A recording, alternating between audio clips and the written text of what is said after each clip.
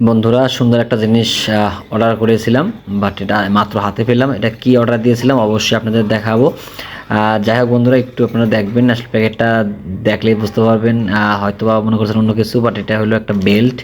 যাদের ভুঁড়ি বেড়ে যায় বা প্রেগনেন্ট হওয়ার পরে, বাচ্চা হওয়ার পরে যাদের ভুঁড়ি বেড়ে যায়, বাট এই বেল্টটা ইউজ করলে বাট ভুঁড়িটা আস্তে আস্তে কমে যায়, তার জন্য একটা আমি অর্ডার করলাম।